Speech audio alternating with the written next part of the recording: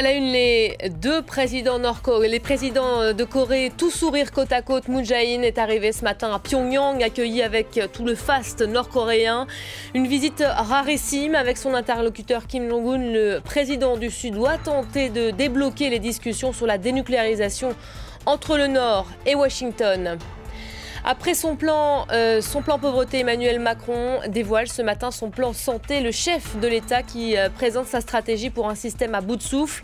Suppression du numerus clausus, déploiement de 400 médecins salariés pour pallier aux urgences des déserts médicaux ou encore création du métier d'assistant médical. Les détails dans un instant avec Karina Chabour. Et puis la 70e cérémonie des Emmy Awards avait lieu hier soir à Hollywood. Les festivités ont récompensé comme chaque année depuis 1949 les perles de la télévision américaine. Récompensé cette fois Game of Thrones et la fabuleuse Madame Maisel. Correspondance avec Pierrick Laurent dans ce journal. Bienvenue si vous nous rejoignez sur France 24, bienvenue dans cette édition. C'est donc un nouveau rendez-vous qui fera date à coup sûr. Les présidents des deux Corées vont tenter aujourd'hui de relancer les négociations sur la dénucléarisation de la péninsule. Et pour ce troisième tête-à-tête organisé à Pyongyang, la Corée du Nord a sorti, vous le voyez, les grands moyens. Moon Jae-in a été accueilli avec tous les honneurs à sa descente d'avion. Kim Jong-un l'a ensuite conduit tout sourire à la résidence de Pak Hwee-won, où il séjournera ces prochains jours. Deux entretiens sont prévus ce mardi entre les deux dirigeants, mais les négociations entreront dans le dur réellement demain. Une journée test que suivront attentivement les deux pays où les attentes sont aujourd'hui immenses. Elliot Samuel. Sur le tarmac de l'aéroport de Pyongyang, des embrassades entre Kim Jong-un et Moon Jae-in. Et derrière les deux hommes, des Nord-Coréens qui semblent ravis de ce moment. Beaucoup agitent le drapeau de leur pays, mais également celui des deux Corées réunifiées. Car cette réunification est au centre des attentes. Les Nord-Coréens, dont la parole est toujours contrôlée, affichent leur rêve d'une union des deux pays. Bien sûr, je crois que la réunification peut se faire rapidement et j'espère vraiment que cela arrivera. Ce jeune Nord-Coréen a lui participé à la dernière parade militaire organisée il y a quelques jours à Pyongyang. Son message pour son voisin du Sud est plein d'emphase. Si je pouvais rencontrer un Sud-Coréen, je lui dirais à quel point c'est formidable d'être dans les bras de Kim Jong-un. De l'autre côté de la frontière, les Sud-Coréens suivent eux aussi avec attention le rapprochement des deux pays. À Séoul, si l'on imagine une réunification possible, on se montre plus dubitatif sur les résultats du sommet. J'espère vraiment que la réunification deviendra réelle. Cependant, de mon point de vue, la question de la réunification est apparue assez récemment. J'espère surtout que le gouvernement prépare un plan réaliste plutôt que de nous expliquer quelque chose de vague. Les gens pourront vraiment s'imaginer la réunification de manière plus positive.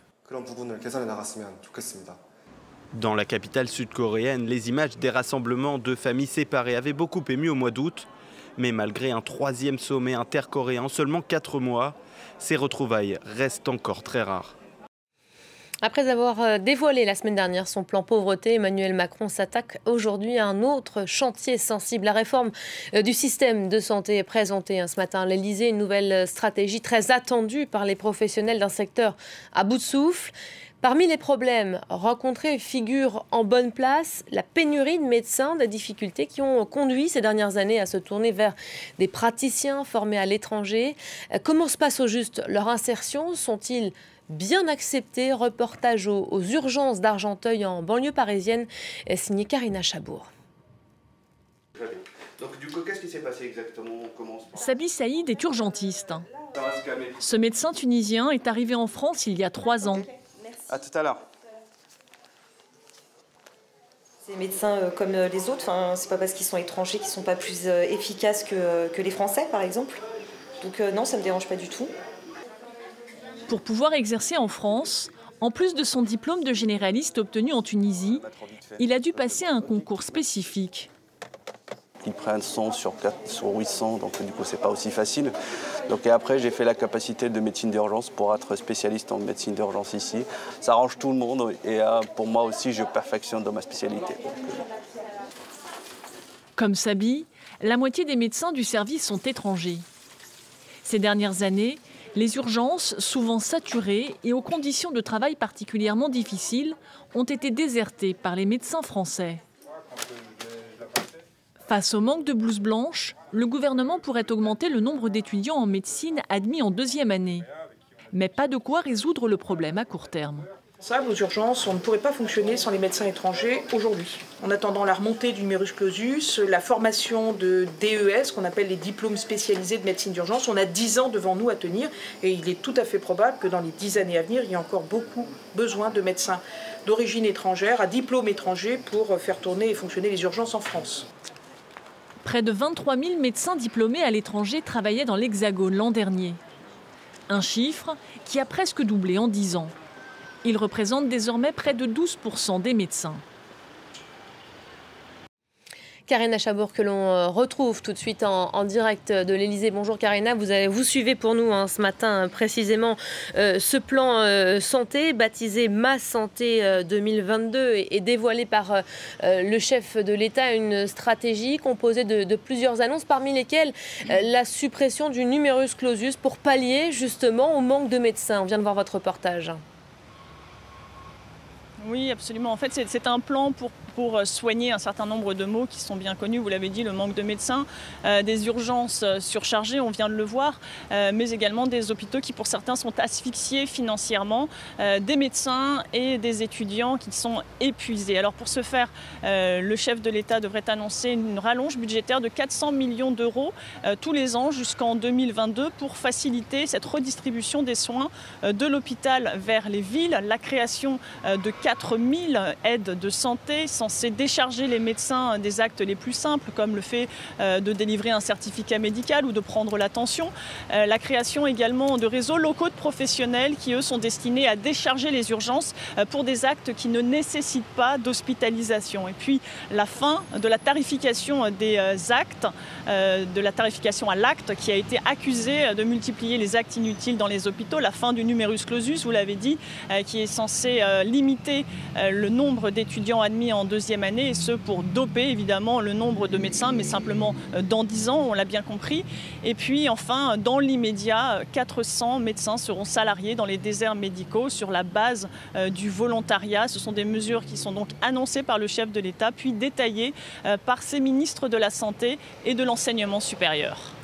Voilà pour ce plan santé ce matin dévoilé. L'Élysée qui a par ailleurs appris le départ à l'été prochain de Gérard Collomb, ministre de l'Intérieur, qui vient de faire savoir qu'il serait candidat au municipal de Lyon.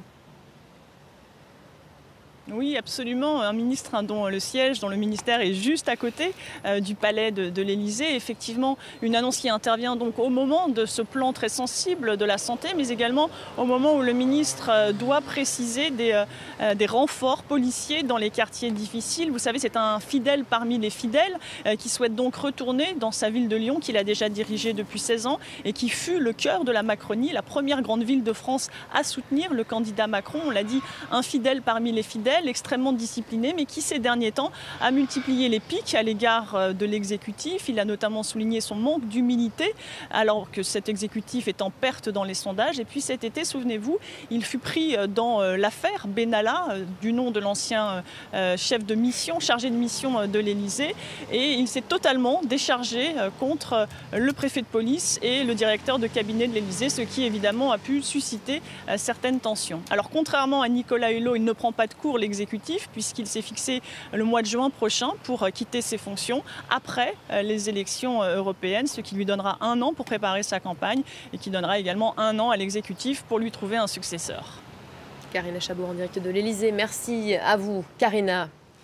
L'avion avait disparu hier soir des radars selon l'armée russe. L'appareil qui transportait 14 militaires et dont les signaux s'étaient arrêtés au-dessus de la mer Méditerranée alors que la Syrie a été frappée par des missiles israéliens a été abattu. Moscou accuse Israël d'être responsable du crash de son appareil de reconnaissance en raison, disent les Russes, de ces frappes hostiles sur la Syrie.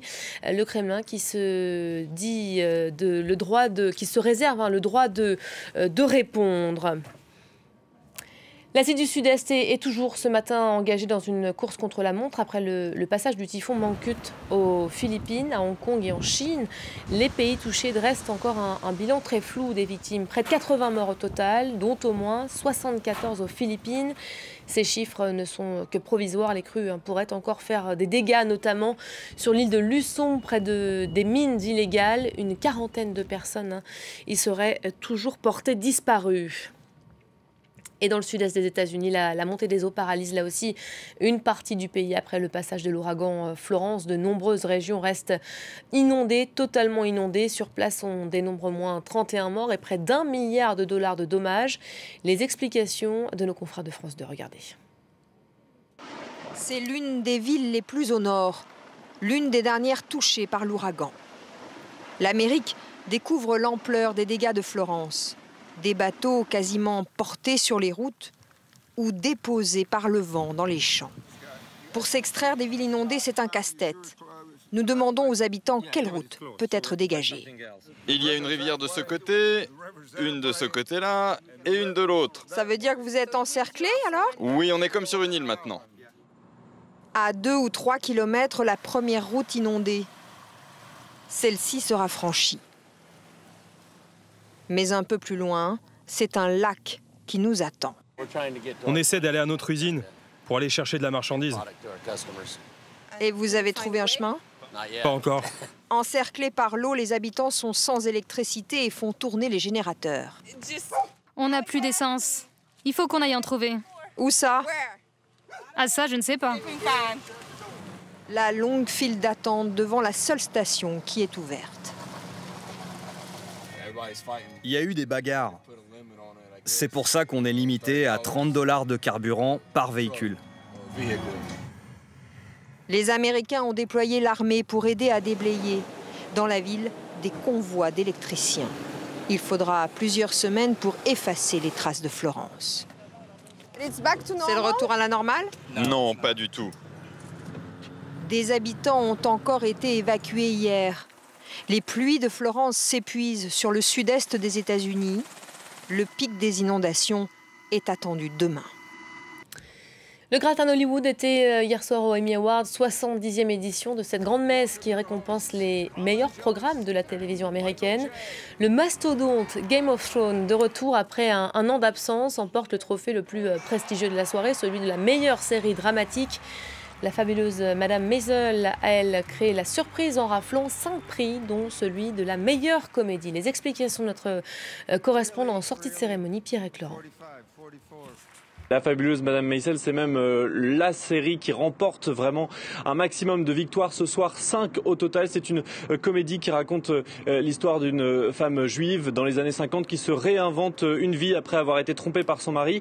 Et cette série a raflé 5 récompenses ce soir, dont meilleur scénario, meilleure actrice, meilleure réalisation, les récompenses les plus importantes donc pour des comédies. Alors côté de Game of Thrones, le suspense a duré toute la soirée. Il a fallu attendre vraiment la dernière minute de la cérémonie pour que la série phare du groupe HBO remporte donc la meilleure série dramatique. Une autre seulement statuette pour un des acteurs de la série dans cette soirée.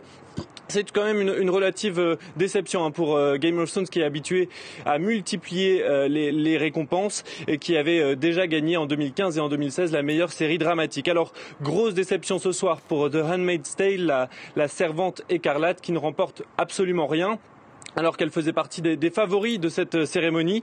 Et puis à souligner aussi la meilleure mini-série décernée à American Crime Story, 2e saison consacrée à l'assassinat de Gianni Versace, une série qui a été extrêmement remarquée et dont l'acteur principal Darren Criss, qui campe le rôle du tueur de Gianni Versace, a été récompensé aussi ce soir. On savait que SpaceX avait trouvé des premiers clients pour voyager dans l'espace. On sait maintenant qui. La compagnie spatiale américaine vient effectivement de dévoiler l'identité de la première personne qu'elle enverra d'ici quelques années autour de la Lune. Il s'agit du milliardaire japonais Yusaku Maezawa. L'homme a fait fortune dans la vente en ligne de vêtements. Il emmènera avec lui quelques privilégiés des artistes qu'il aura invités. Cet homme vient d'acheter le premier billet pour la Lune. Je vous emmènerai bientôt sur la Lune. Yusaku Maezawa sera le premier homme depuis la fin des missions Apollo en 1972 à voyager en orbite lunaire. L'annonce a fait l'objet d'une cérémonie au cœur de l'usine de fusée SpaceX à Los Angeles. Le patron, Elon Musk, a personnellement présenté son premier client privé. Yusaku Maezawa est à la tête d'un des plus grands sites de vente de vêtements en ligne. Maezawa sera donc le tout premier touriste lunaire. Il devrait s'envoler en 2023. Un projet ambitieux car le milliardaire japonais dit avoir payé toutes les places disponibles à bord de la capsule pour emmener avec lui 8 personnes, des artistes du monde entier. En échange, ils devront réaliser une œuvre à leur retour sur Terre. En 2023, Maezawa et ses invités devraient être les premiers hommes depuis plus de 50 ans à survoler la Lune. Et fin de ce journal, prochain rendez-vous dans 15 minutes. D'ici là, rendez-vous sur notre site internet www.france24.com. À tout à l'heure.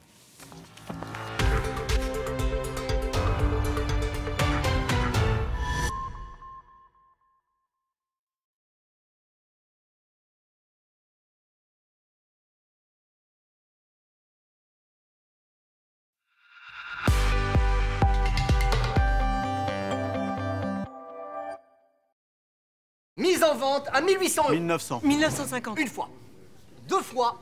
25. As-tu j'ai vendu à 25 €. Général d'Optique a 25 ans. Quelle que soit votre correction, la monture et les verres à votre vue sont à partir de 25 €. Général d'Optique, la fin des lunettes chères. Ça continue. Lunettes correctrices, dispositif médical. Vous êtes là, dans le cœur de nombreux enfants en difficulté. Pensez à l'UNICEF dans votre testament ou votre assurance vie. À l'UNICEF, nous sommes là pour vous accompagner dans cette démarche. Un grand merci. Rendez-vous sur unicef.fr/leg.